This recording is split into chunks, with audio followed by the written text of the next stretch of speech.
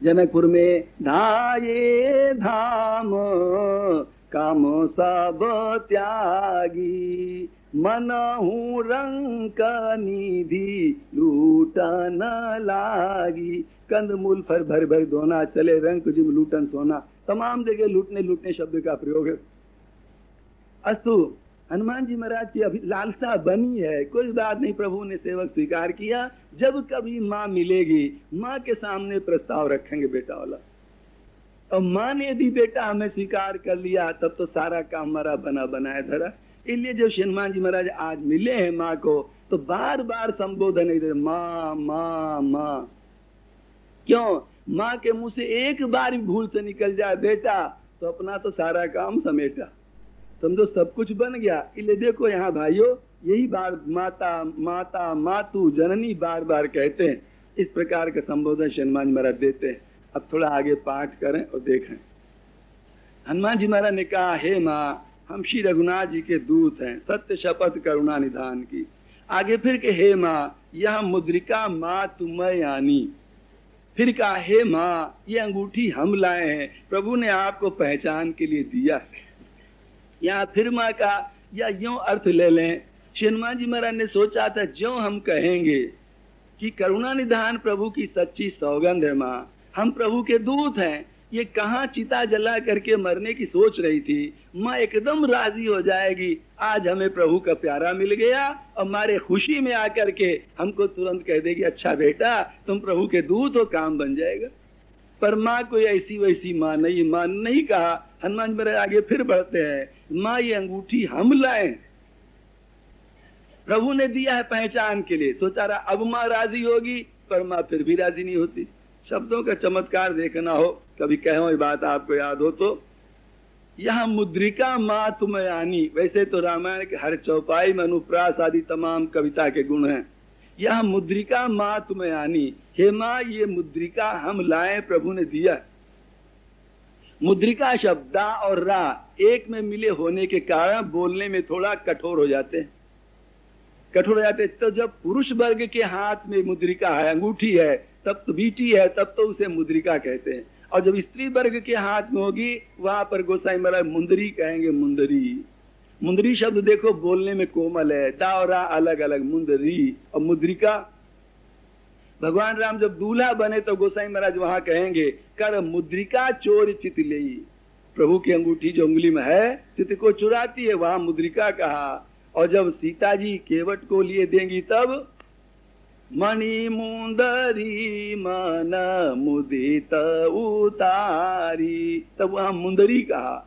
भगवान राम जब हनुमान जी को देंगे, तब परसाशीष सरोरु पानी, कर मुद्रिका दिन जान जानी। प्रभु ने जब दिया तो मुद्रिका हो गई, हनुमान जी ने जो ऊपर से डाला तो दीन मुद्रिका डाली। तब सीता जी जब उठाती देखती तो चकित चितव मुंदरी पहिचानी, फिर मुंदरी कहा। हनुमान जी महाराज जब बोलते तो फिर बदल दिया शब्द, यह मुद्रिका मातुमय आनी, प्रभु ने आपको पहचान के लिए दिया है। इसी जगह पर सीता जी ने प्रश्न कर दिया, एक बात बताओ कि प्रभु मनुष्य रूप में, तुम बंदर की शक्ल में, ये मिलना कैसे हुआ दोनों का? हनुमान जी महाराज कितने बुद्धिमान है, कथा सब सुनाई थी शुरू से लेकर आखिर तक, आदि उते सब कथा सुनाई, परंतु बुद्धिमानी क्या किया था, सुग्रीव की मित्रता के प्रसंग को हनुमान जी महाराज छोड़ दिए थे जानबूझ करके। क्यों छोड़ दिया था? अगर वो प्रसंग हम कहेंगे तो माँ शायद वहम करे कि विश्वास जमाने के लिए ऐसी बात कह रहा है। तो जिस बात को सुनकर के श्रोता को संदेह हो, वक्ता को चाहिए वो बात न कहे। इसलिए हनुमान जी महाराज उस समय वहां पर न कहे। इसलिए माँ पूछ बैठती है कि हुआ संग कैसे हुआ, नर वानर ही संग कहो कैसे? हनुमान जी महाराज कहते हैं आप बता देंगे भले। अथवा इसलिए हनुमान जी महाराज ने वहां सुग्रीव की मित्रता का नहीं बात कही, क्योंकि सच में मित्रता कराने वाला था कौन वहां? मित्रता किसने कराई सुग्रीव की प्रभु की? हनुमान जी महाराज ने कराई ना। तो भाइयों अपने मुंह से कहने में हनुमान जी महाराज को संकोच लगता है। जब आग जलाई गई और भगवान और सुग्रीव की मित्रता होती, हाथ पकड़ते हैं पावक साक्षी देकर, अग्नि की साक्षी में। इसका तात्पर्य क्या है? दोनों दोस्तों की जो साक्षी हो रही है उसके अंदर अर्थ है। ऐसे ही दोस्ती नहीं जैसे आजकल आवारा छोकरों की दोस्ती हुआ करती, बैठे तो दोस्ती, खड़े हुए तो खत्म, खड़े हैं तो दोस्ती, बैठ गए तो खत्म, इस प्रकार की नहीं।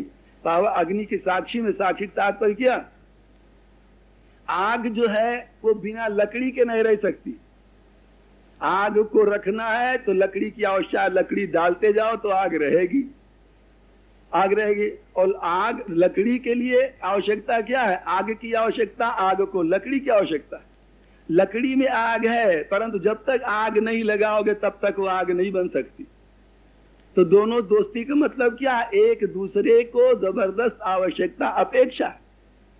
इसलिए जब दोस्ती हो गई ना, तो लक्ष्मण जी ने व्याख्या की, मानो भगवान राम सुग्रीव के सामने, प्रभु क्या कहें, आपके बिना इनका काम नहीं, इनके बिना आपका नहीं। आपके दोनों की मैत्री पक्की है, बिना आग के लकड़ी नहीं, लकड़ी के बिना आग नहीं।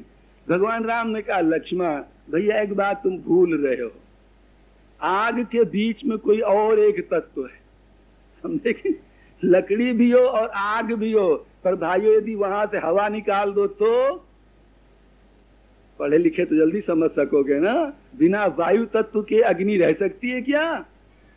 उस जगह की अग्नि, हवा को बिल्कुल हटा दो और फिर लकड़ी और आग रख दो, कुछ नहीं, बुझा के ठंडी हो जाए, खत्म हो जाएगा मामला।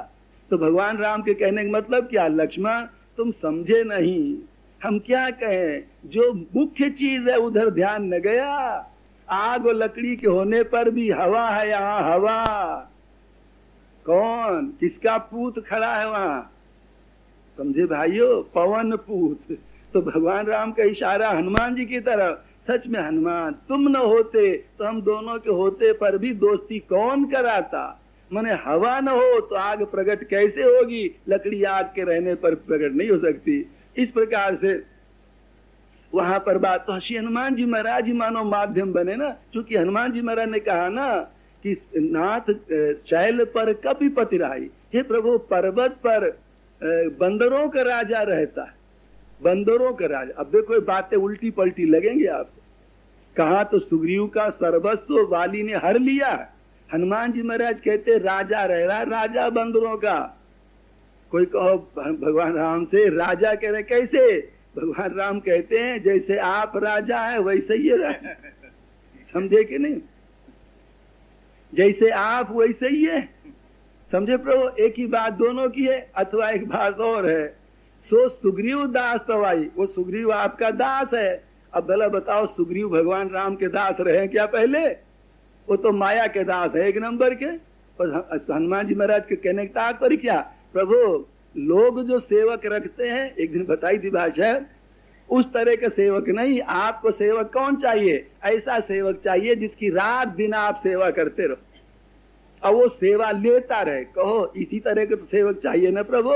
हम वैसे ही छांट के नंबरी सेवक आपको बता रहे हैं, रात दिन उसकी सेवा करना, उस पट्टे को धेला भर का संकोच नहीं होगा, लेता रहेगा।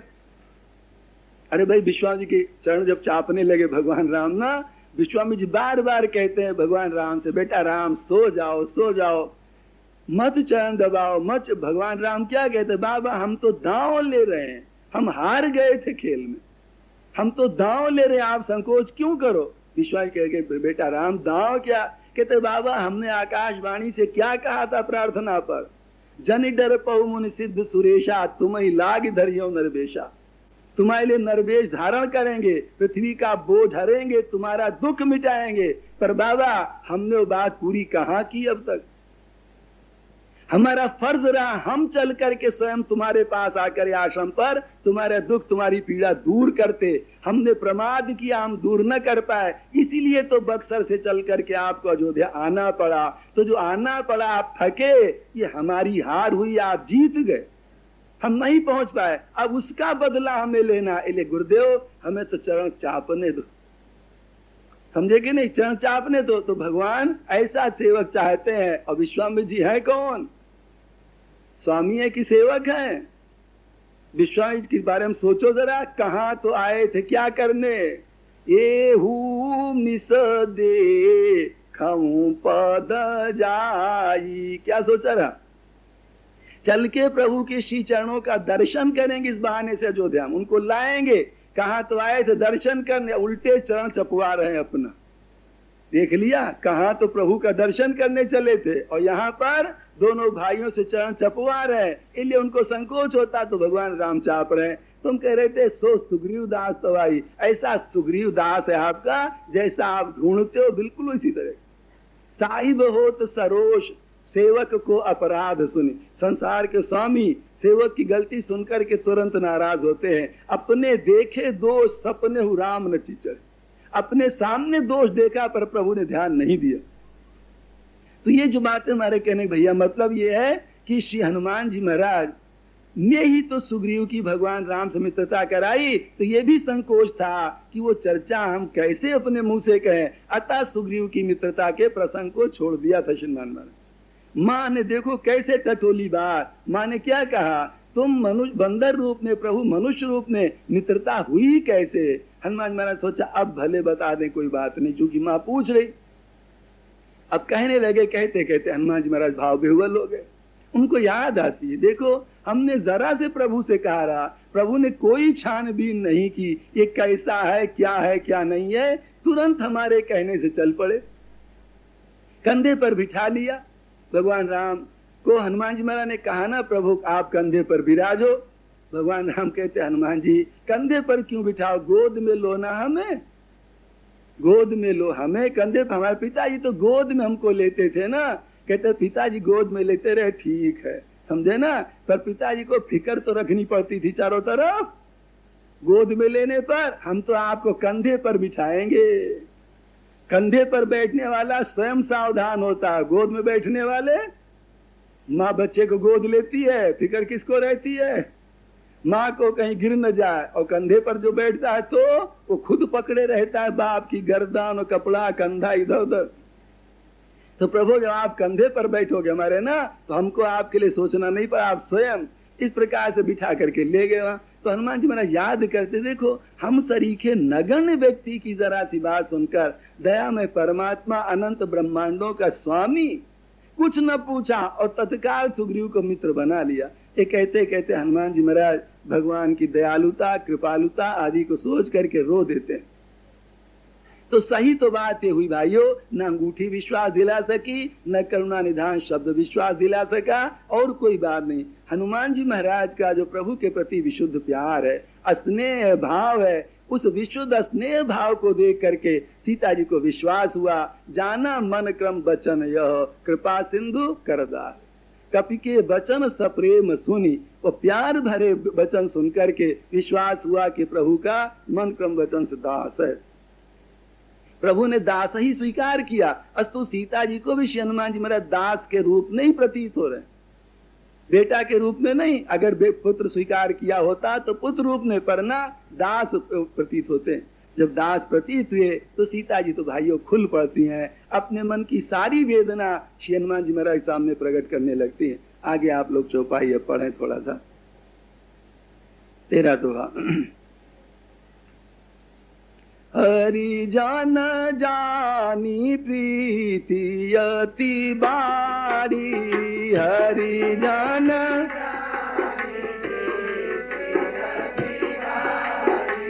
सजल नयन फूल कावली बाड़ी, सजल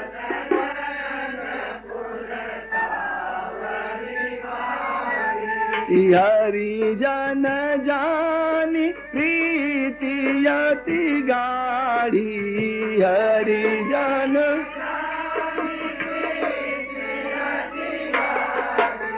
सजल नयन फूल कावली बाड़ी।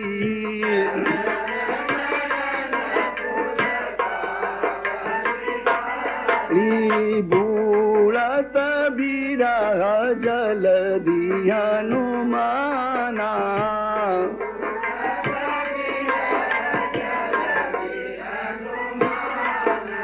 भये उतात मोह कहाँ जल जाना।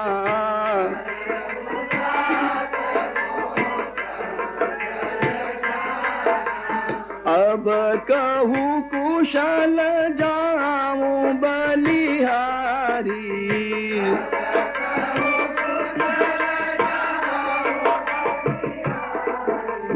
अनुज सहित सुख भवन खरारी।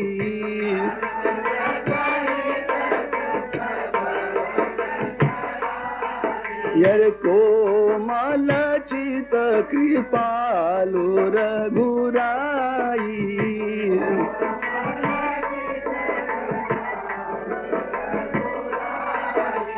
कपि के ये तू धरी निठुराई। कपि के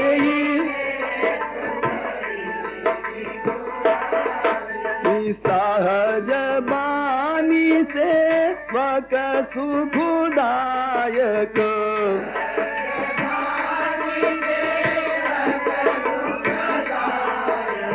कबहू कसुरति करत रघुनायक।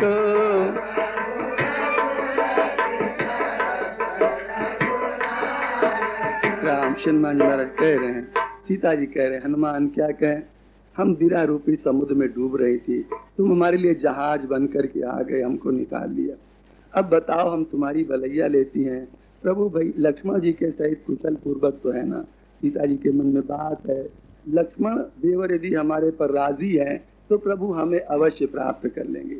अगर वो नाराज होंगे तो लाख कुछ भी हो जाए पर प्रभु हमें प्राप्त नहीं करेंगे। कोमल चित्त कृपालु रघुराई। हनुमान प्रभु तो बड़े कोमल चित्त के थे, बड़े कृपालु थे, हमारे पर इतना निठुर क्यों हो गए। सीता जी यहाँ मानो मान पूर्ण उल्हाना देती। यदि हम उनकी प्रियतमा होती तो हमें अब तक प्राप्त कर लिए होते, हमने क्यों भुला दिया। स्वाभाविक सुख देने वाले थे, यहाँ पर सीता जी उल्हाना देती, मान करती हैं। इतने कोमल थे, कठोर क्यों हो गए। इस बात को थोड़ा एक दूसरी घटना से समझने की आप लोग कोशिश करेंगे। भगवान राम का राज्याभिषेक हो चुका है, कुछ वर्षों के बाद की बात है। कुछ उसकी बात है। भगवान राम के मन में एक दिन विचार बना कि पूज्य पिताजी को जितने वर्ष दुनिया में जीना चाहिए था उससे पहले ही शरीर छोड़ करके चले गए। तो उनकी जो मृत्यु की मर्यादा थी, अवधि थी, जो बचे दिन हैं, उसको हम पालन करके इस मर्यादा की भी रक्षा संसार को करके दिखाएंगे। हमारे जो पिताजी को जितने दिन जीना चाहिए था उससे जल्दी शरीर छोड़ के हमारे विरह में चले गए, तो उनकी जो बची हुई उम्र है उसको हम भोगेंगे। अब ये भगवान राम के मन में हुआ।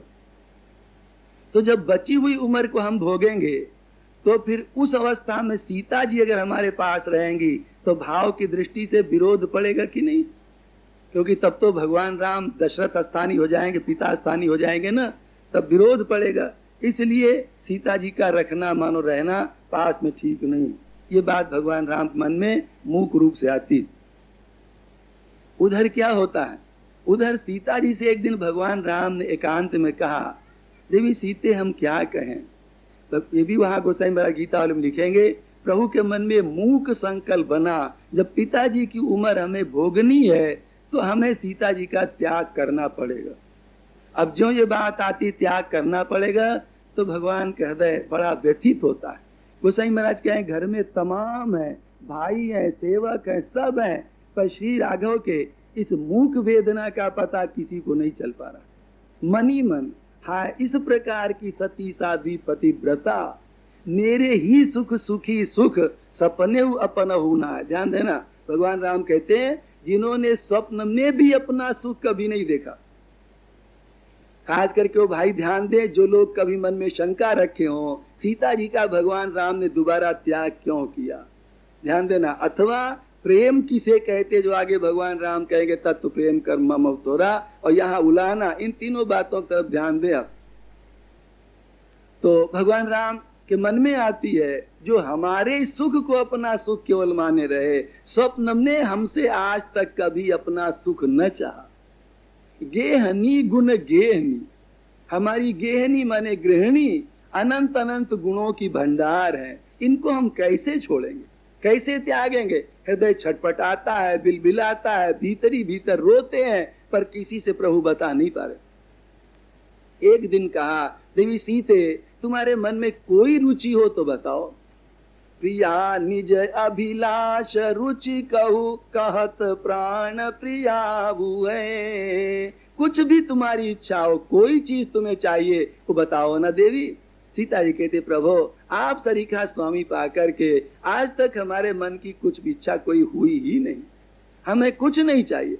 भगवान राम कहते, ना देवी कुछ तो तुम कहो, कुछ कहो। प्रीति का स्वरूप बड़ा ऊंचा यहाँ पर, जहां पर दुनियादारी का संपर्क नहीं, कुछ तो कहो। जब बहुत भगवान ने जोर दिया तो सीता जी कहती, प्रभु अभी एक बात मन में आई। कहते, हाँ देवी कहो। मन में आई, तिया तनय समेत तापस देखियो बन जाइए। ये प्रभु मन होता है, आगे चल के हमें आपको भी तो सब छोड़ना पड़ेगा, महल इत्यादि, हमें भी आपको तो वन में चल के रहना पड़ेगा। तो दया में मन में आती है कि हम लोपा मुद्रा आदि जो सती साध्वियां तपस्वी हैं, माताएं उनके यहाँ जंगल में जा करके देखें वो कैसे तपस्या करती, कैसे क्या करती हैं, उनसे सीखें और उनकी सेवा करें। ये अभी अभी हमारे मन में आई। देखो सीता जी ने मांगते मांगते कहा भी भाइयों, तो क्या कहा? ये जगत की माता है, सोचो जरा, कोई दुनिया की चीज कही और दुनियादारी लुगाई हो बिल्कुल, वही ओछी बात है, धोती ला दो, साड़ी ला दो, ये ला दो, यही खुराफात की बात है। जिनको तमाम बार देख लिया कुछ नहीं धरा, उन्हीं के पीछे बड़ी बहादुरी लगाए। सीता जी क्या कहती हैं? मन में आता, प्रभु उन माताओं की जाके तपस्विनियों की हम सेवा करें, उनका दर्शन करें, उनसे हम जीवन में प्रेरणा ले सीखें। भगवान राम मन में सोचते, हमारे मन में जो भावना उठी थी त्याग की, देखो विधाता वही योग लगा रहा। उन्होंने कहा, देखिए सीते तुम तैयारी कर लो, जो जो सामान ले जाना हो तैयारी कर लो, और हम भेज देंगे रथ पर बिठा करके तुम्हें, वहां पर उनका दर्शन करना। स्पष्ट खोलते नहीं है, मन में तो सीता जी के त्याग की है।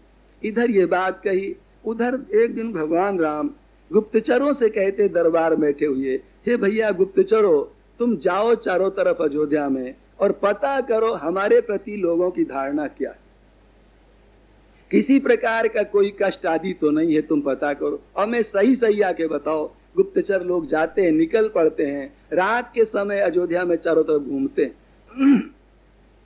वहां बताएंगे, पद्म पुराण में कथा विस्तार से आती, बताएंगे एक गुप्तचर गया, वो देखता क्या है, एक जगह पर एक मकान में माँ बच्चे को गोद में खिला रही, बच्चा थोड़ा थोड़ा रो रहा है, माँ कह रही बेटा तू रो मत, दूध पी ले, ये दूध पी ले, दूध बड़ा दुर्लभ है।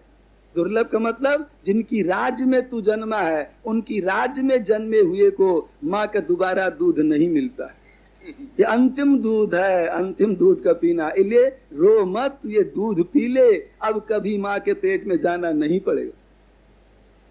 वो दूध बड़ा राजी होता, घर घर चिरागों की यशावली गाई जा रही। दूसरा दूध एक घर में गया, देखा वहां पति पत्नी दोनों बैठे थे बड़ी मौज में, बड़े प्रसन्न मन से। पत्नी कहती, पतियों क्या कहें, हमें तो आप ऐसे लगते हो जैसे भगवान राम। पति कहता, देवी हम जानते हैं कि पति पत्नी को परमेश्वर सरीखे लगना चाहिए, परंतु फिर भी कहाँ एक गंदा नाला और कहाँ भागीरथी गंगा, कहाँ एक रूखा वृक्ष, कहाँ कल्पतरु, हमारी उनकी क्या तुलना, वो अनंत अनंत दिव्य गुणों के भंडार, साक्षात परमात्मा है इत्यादि करके पति जो है भगवान राम की प्रशंसा करता है। गुप्तचर ने सुना, बहुत राजी होता है, बहुत राजी होता है। और जगह पर गुप्तचर जाता है, वहां पर भी इसी प्रकार की गुणावली गाई जाती है कि राम ने समुद्र का बंधन किया, ये किया, वो किया। पति कहता, देवी ये कौन बड़ी बात है, वो तो ईशों के भी ईश हैं, उनके लिए तो सब खिलवाड़ है, उनकी महिमा बड़ी विचित्र है। तात्पर्य जिस घर में गुप्तचर जाके देखते हैं, भगवान राम की यशावली गाई जा रही। एक दूत जब एक घर में गया, वहां क्या हुआ था, धोबी का घर था, पति आ गया, पत्नी पड़ोस में किसी काम से गई थी, किसी घर में किसी माई से बात करनी होगी, उसको आने में हो गई देर। जब उसे आने में देर हो जाती है तो पति के चढ़ा गुस्सा, और जब गुस्सा चढ़ा तो उसने कहा, तू निकल जा हमारे यहाँ से, क्यों देर करके आई। कहते वहां पर उसकी माँ बहुत समझाती, बेटा मत फटकार, ये कोई गलत भाव से नहीं गई थी, ये तो कोई आवश्यकता थी, बहुत वो है बढ़िया, किसी प्रकार तो वो मत कर, फटकार मत। फिर पति गुस्सा करता, ना बिल्कुल हम घर में नहीं रहने देंगे। कहते कहते क्या कहा, हम राम नहीं है, जो पराए घर में रही हुई सीता को रख लिया, हम तेरे को नहीं रहने देंगे। इस प्रकार की बात उसने कहा। गुप्तचर ने जो सुना वहां आता है, तलवार निकाल लिया, इस दुष्ट को यहीं पर काट के खत्म कर दें। परंतु याद आई बात प्रभु के स्वभाव की। स्वभाव की बात क्या, कि प्रजा प्राणों के समान हमारी प्यारी, इन्हें कोई प्रजा को हमारे वध नहीं करना, इन्हें दूत शांत होकर तलवार म्यान में रख लेता। कई तरह के अच्छे अच्छे दृश्य देखा गुप्तचरों ने। दूसरे दिन सभा लगती है, वशिष्ठ आदि और जैसा कि सभा का विधान था वो जब संपन्न होता है, चले जाते हैं, तब भगवान राम उन गुप्तचरों से पूछते हैं कि भैया बताओ, सच सच बताओ, तुमने क्या क्या देखा, हमें सही घटनाएं बताओ। औरों ने बताई सो तो बताई, पर जिसने धोबी की घटना देखी थी वो चुपचाप संकुचित मुद्रा में खड़ा था। भगवान ने उधर लक्ष्य किया, कहा बताओ ना, तुमने क्या देखा, सही सही बताओ। फिर उसने चर्चा चला। यद्यपि गुप्तचरों ने सलाह की थी कि धोबी की घटना को प्रभु के आगे न कहा जाए, पर यह हुआ ना, प्रभु के आगे छिपाना नहीं, बताना है। तो कहा प्रभु ऐसी ऐसी बात धोबी ने कही, तो हमें तो बड़ा रोष आया था, तलवार निकाल लिया दया में, परंतु आपका स्वभाव ऐसा नहीं, ये समझ के तलवार रख लिया। भगवान ने कहा भैया ठीक है, ऐसा कभी न करना, हमें हमारी प्रजा प्राणों के समान प्यारी। भगवान जो सुनते हैं बात धोबी वाली, बड़ी लंबी सांस लेते हैं, बड़ी लंबी सांस लेते हैं कि ठीक है, उसने जो कुछ कहा है इसको भी हम प्रमाणीभूत करेंगे, प्रमाण करके दिखाएंगे। उसी समय मन में उनके संकल्प वो जो था सीता जी के त्याग का और पक्का होता। एक गुप्तचर से कहा कि तुम जाओ और भरत को बुला दो। भरत बुलाए जाते हैं। भगवान राम ऐसे हाथ के हुए चिंतित मुद्रा में बैठे। भरत जी ने जो देखा प्रणाम किया, कहा दया में आज आप इस दुखित मुद्रा में क्यों बैठे? आज तक कभी भी आपके मुखारविंद को इस प्रकार से उदास नहीं देखा गया। देवताओं आदि के द्वारा आराध्य आपका मुखारविंद आज कैसे कुमिलाया? भगवान राम कहते भैया क्या कहें भरत, ऐसी ऐसी बात है, इससे तो बेहतर हमारा शरीर न रहे तो अच्छा है। भगवान राम बड़ा दुख प्रकट करते हैं, ऐसा कहा है, इसलिए यदि तो हमारी आज्ञा मानना चाहो, चूंकि भरत ने कहा है वहां कि प्रभु को किसने कष्ट दिया, जो भी आप आज्ञा करो हम करने को तैयार हैं। तो भगवान राम ने कहा भरत यदि तुम्हारी आज्ञा मानने को तैयार हो तो सीता जी को रथ पर बिठा के ले जाओ, क्योंकि आज से हमने सीता जी का परित्याग कर दिया। कहते भरत जी ने जो बात भाइयों सुनी, भरत जी वहीं पर धड़ाम से गिर पड़ते, मूर्छा आ गई, बेहोश हो गए त्याग की बात सुनकर के। थोड़ी देर बाद जब होश होता है तो भरत जी होश होता है, मूर्छित पड़े हुए हैं। इतने भगवान राम जब देखते हैं तो गुप्तचर से कहा जाओ शत्रु को बुला लो। शत्रु ने बुलाए जाते वहां पर। वो जब आते हैं, उन्होंने जो दृश्य देखा वो भी बहुत दुखित होकर एक जोश में कहते हैं प्रभु आज बात किया, आप कैसे दुखित हैं? और भैया भरत कैसे बेहोश पड़े? आपको किसने कष्ट दिया? आप कहे ना दास सब कुछ करने को तैयार।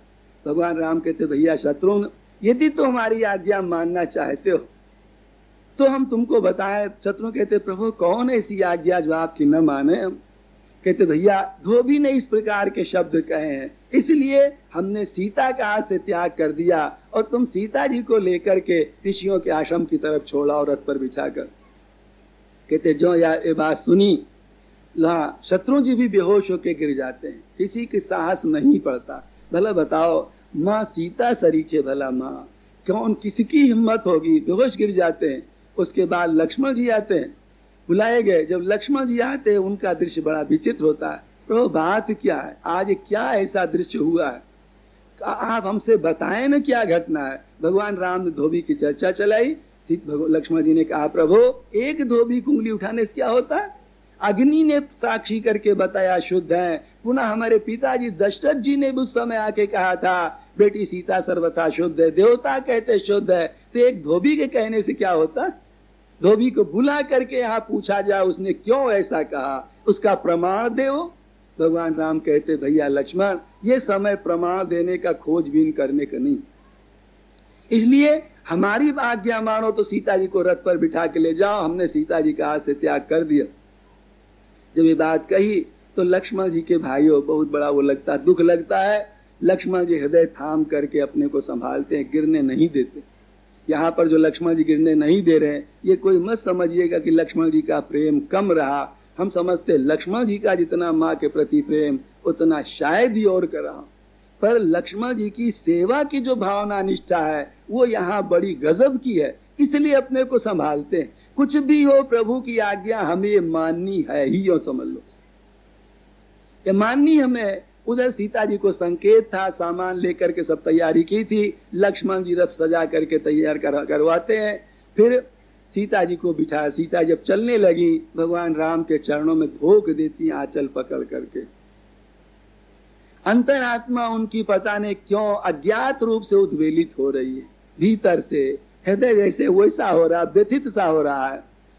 आंसू निकल पड़ते हैं धोख देते समय। जब चलने लगी, आगे चौखट थी महल की, चौखट में उनके वो पैर कुछ ऐसा उलझता है, सीता जी धड़ाम से गिर पड़ती। वो कहती ठीक है ये, आज देखो हमारी बुद्धि कैसी बदली, स्वामी को छोड़ करके कहाँ जाने का हमने विचार बना लिया, तो अब शकुनों को होना तो ठीक ही। ऐसा सीता जी सोचती हैं। पुनः आज हमारे दाहिने अंग भी फड़क रहे, फिर भी आगे बढ़ी। लक्ष्मण जी तमाम सामान आदि को रथ पर रखते हैं। रखने के बाद भगवान के चरणों में प्रणाम करके और माँ को बिठाया। लक्ष्मण जी वहां से रथ हाँक देते हैं। रथ हाँक करके लक्ष्मण जी ले चले।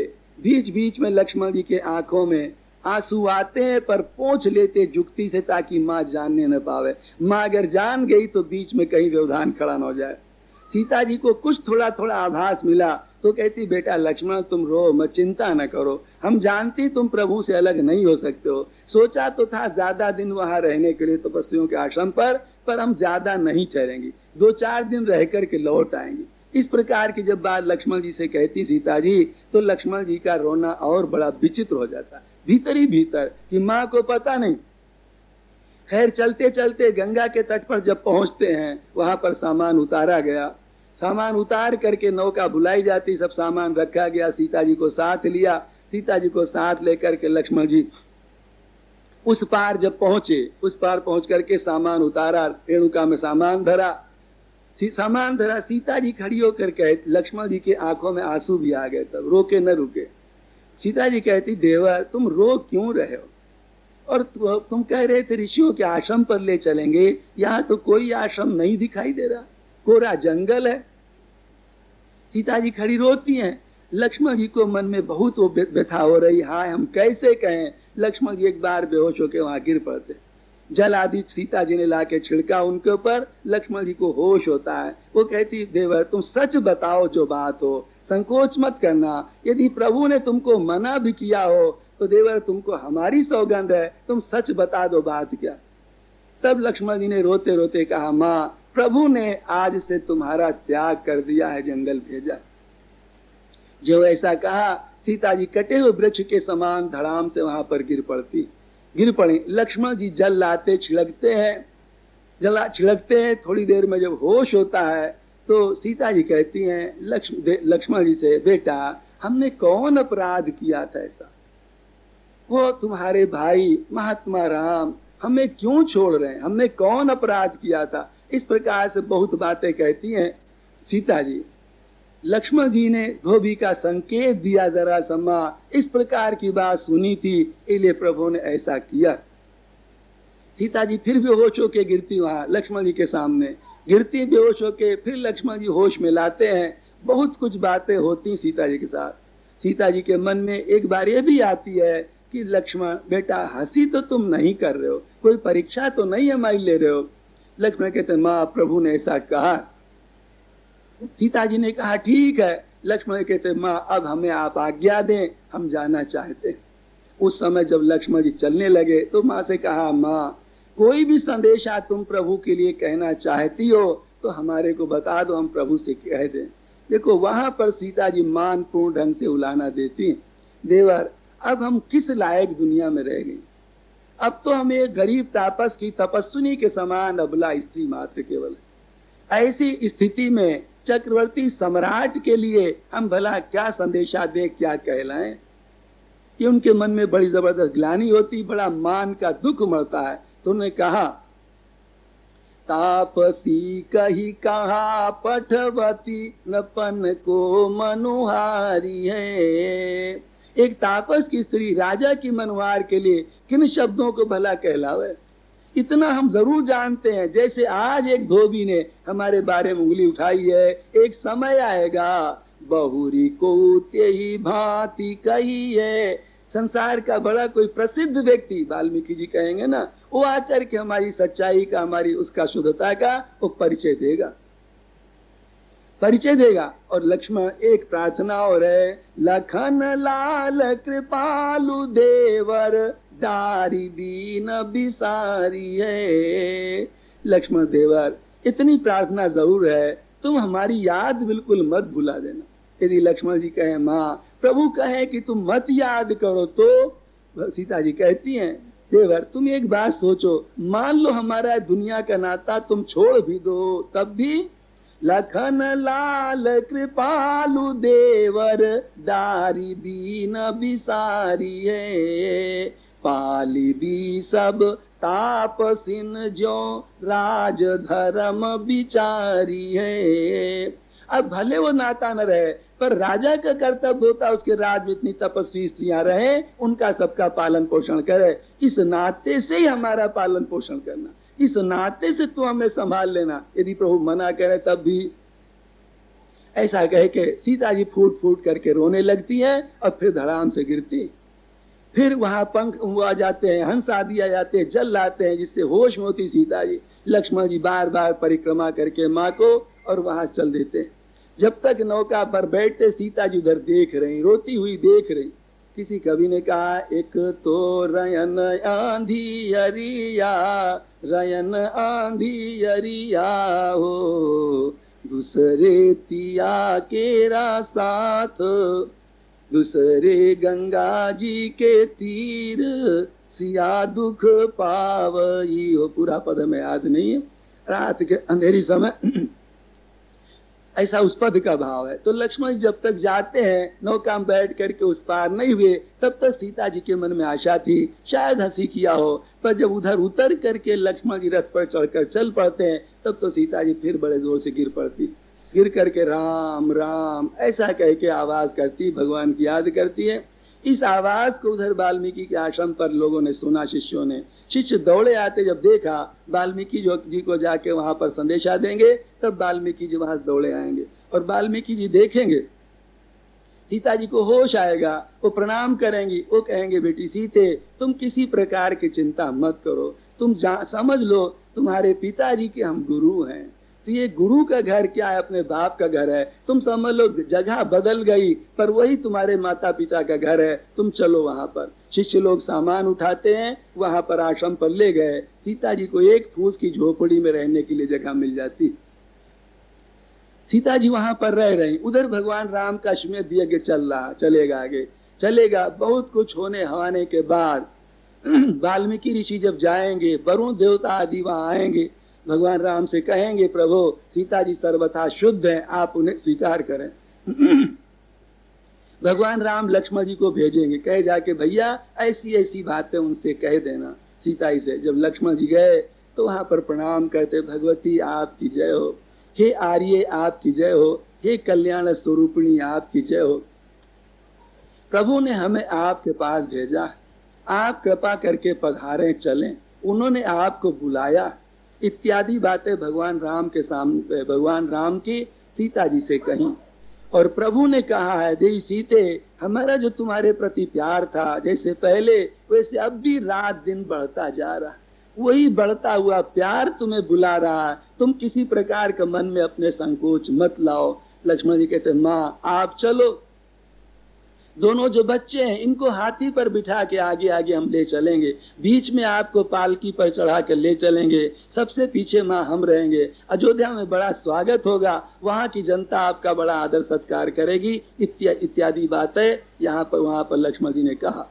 तो सीता जी कहती है लक्ष्मण जी से कि लक्ष्मण क्या कहें, हम ये चाहती हैं भले यहाँ हम रो रो के अपने जीवन को बिता दें, पर प्रभु का यश निष्कलंक रहना चाहिए, उसमें किसी प्रकार का दाग या धब्बा कोई नहीं लगना चाहिए।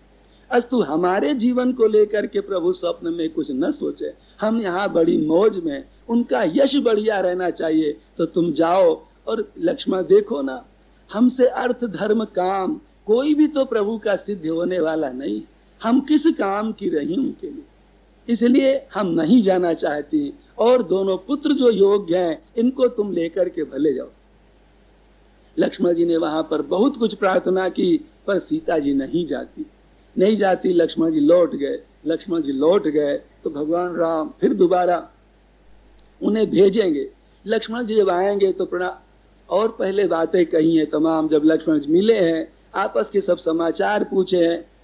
सीता जी ने पूछा है वहां पर, देवर कहो हमारी सासू कौशल्या जी आदि सब कुशल पूर्वक तो है ना? लक्ष्मण जी ने कहा, उन्होंने आपको आशीर्वाद दिया है, कुशल समाचार पूछा, गुरुयानी आदि ने सबके समाचार बताए। दोबारा जब लक्ष्मण जी आते हैं फिर प्रणाम करते हैं और कहा, माँ प्रभु ने कहा है, देवी सीते क्या तुम जो सोचती हो वहां जंगल में रह करके आराधना करके तपस्या करके हमारे लिए तुम जीवन बिताओगी, तो क्या तुमने हमारे से बढ़कर के कोई गति और सोची है पाने की, या हमसे बढ़कर के संसार में कोई गति मति है कहीं? इसलिए तुम्हें सोच। लक्ष्मण जी कहते हैं, माता जी देखो, पतिव्रता पत्नी अपने पति के अपराध पर ध्यान नहीं देती, इसलिए आप भी ध्यान मत दो, कृपा करके चलो, प्रभु ने बहुत वो किया। तब सीता जी का हृदय पानी पानी हो जाता है और कहती, देवर ठीक। फिर भाइयों लक्ष्मण जी के साथ सीता जी लाई जाती हैं, जहां पर सरजू के किनारे भगवान राम यज्ञ कर रहे थे। जाके लक्ष्मण जी के साथ सीता जी गई, भगवान राम के चरणों में लग जाती, उसके ऋषि मुनियों को प्रणाम करें। उसके पश्चात जहां पर अगस्त ऋषि ने सोने की प्रतिमा बनाई थी सीता जी की, वो हटा दी गई। सीता जी सिंहासन पर बैठती हैं, अनंत अनंत शोभा होती। ये बात हमें याद है इस प्रसंग पर, उलाहना की बात पर, जैसे सीता जी ने वहां पर मान किया है। अब तापस की स्त्री होने के नाते हम भला प्रभु के लिए क्या संदेशा दें? इसी प्रकार से यहाँ इस प्रसंग में आएगा कि हनुमान बताओ, वो तो बड़े कृपामय थे न, कृपालु थे, किस लिए निठुर हो गए? वो समर्थ हैं, हम तो असमर्थ हैं, वो सब प्रकार के सामर्थ्य वाले हैं, हम तो उन्हें नहीं पा सकते, इतना बंदी है, पर वो तो हमें पा सकते थे ना, पर क्यों नहीं पाया हमको अब तक? ये बार बार सीता जी वहां लक्ष्मण हनुमान जी के सामने कहती है। थोड़ा आगे चौपाई देखें भाइयों।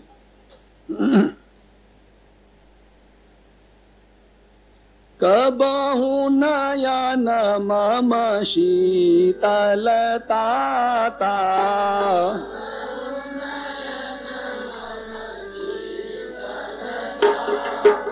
अहुई आई निरखी श्याम मृदु गाता,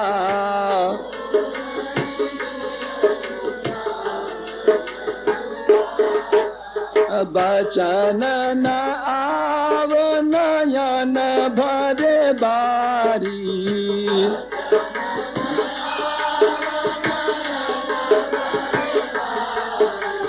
आहा नाथ हूँ निपट बिसारी।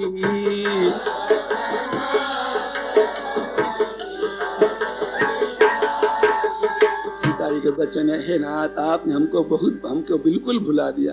क्या करे भाइयों, कुछ मन जल्दी करता है इस प्रसंग को देखते हुए। अब कहूँ कुशल जाओ बलिहारी। सीता जी कहती हनुमान जी से, हनुमान हम बलैया लेती, कहो प्रभु कुशल पूर्वक तो है ना? अनुज सहित सुख भवन खरारी, लक्ष्मण जी का नाम पहले लेती, लक्ष्मण के सहित प्रभु कुशल पूर्वक तो है ना? ये मर्यादा है यहाँ पर, मनोपति का समाचार पूछना है, देवर से, हनुमान जी से, सेवक से, पुत्र से, तो कैसे पूछा जाए? मर्यादा देखो, देवर के समाचार के माध्यम से, ये नहीं धड़ाक से पूछ ले प्रभु कुशल पूर्वक तो है ना? रामायण के अंदर मर्यादा मिलेगी कई जगह पर। ये सब प्रसंग आता आप याद करें। भगवान राम जब वनवास में चल रहे हैं, एक दिन का दृश्य है, दोपहर का समय करीब होगा। चलते चलते सीता जी की तरफ भगवान राम ने देखा, थकी सी लगी, उनके मन में आया चलो आगे छायादार वृक्ष मिले वहां बैठ जाएं। सैकड़ों दर्शनार्थी स्त्री पुरुष साथ चल रहे हैं। उनके मन में थी प्रभु कहीं बैठ जाए तो जी भर के हम दर्शन करें। तो ऐसी स्थिति में जब भगवान को एक सघन वृक्ष मिलता है उसकी छाया में बैठते हैं, तो जो भगवान राम बैठे उनको चारों तरफ घेर के पुरुष लोग बैठ गए। उनको बहुत बढ़िया मौका मिला। सीता जी जो अलग बैठी तो सीता जी को घेर करके और तमाम माताएं बैठ गई। जब बैठ गए उन माताओं को बात करने का बड़ा सुंदर मौका मिला। वो हाथ जोड़ कहती, देवी आपसे एक प्रार्थना है, कुछ पूछना चाहती हो? कहती हाँ देवियों पूछो, माताओं पूछो जो आपका मन हो। वो कहती हमें जानना चाहती है, ये तुम्हारे साथ जो दोनों राजकुमार हैं ये बताओ तुम्हारे लगते कौन है? समझे कि नहीं? ठेठ बात पूछिए, तुम्हारे लगते कौन है? सीता जी ने सोचा था कोई धर्म कर्म की बात पूछेंगी, सो नहीं, ये तुम्हारे लगते कौन है? सुमुखी कहाऊ को आही तुम्हारे। सीता जी पृथ्वी की तरफ देखने लगी। मतलब क्या था? ये प्रश्न वापस ले लो, कोई और बात पूछो। कहती ना उन्होंने पहले कह दिया था, बिलगु न मानव जानी गंवारी, गंवारी समझ करके बुरा मत मानना। इसलिए तो बाट जो रही, अब जवाब दे, अब जवाब दे। सीता जी ने खैर जवाब दिया। तो देखो वहां पर भी यही बात है, ये दोनों तुम्हारे कौन लगते? उन दोनों के जब लगने का जवाब देती सीता जी, तो वैसे तो चाहती तो श्री राघव को पहले जवाब उत्तर दे देती, हमारे ये है, पर सो नहीं। सीता जी क्या सोचती हैं, क्या करती हैं? उनने पहले ही जवाब दिया लक्ष्मण जी के लिए। कहा देवियों क्या कहें, जो गोरे गोरे रंग के हैं ना, उन्हें कहा सहज सुभाय शुभग तानु गोरे और नाम लखन लघु देवर मोरे। जिनका बड़ा सुधा साधा स्वभाव है, समझेगी नहीं? सुधा साधा स्वभाव। पहले परशुराम प्रसंग में थोड़ी चर्चा चला आए हैं। लक्ष्मण जी का स्वभाव परशुराम जी से पूछो, पहले जब तक दिमाग खराब था तब तक क्या धारणा। और सच में लक्ष्मण जी का जितना सुधा साधा स्वभाव, कई बार तो रामायण में ऐसा जल्दी लगता नहीं जैसा गजब का स्वभाव। उनके एक ही बात, उनके भैया राम को कोई छेड़ो मत। उन लक्ष्मण जी को 10 गाली दे दो, जो जचे करो, और उनके भैया राम को कोई छेड़ेगा, चाहे माँ बाप हो, चाहे कोई देवी देवता, चाहे संसार का बड़े आदमी क्यों हो, फिर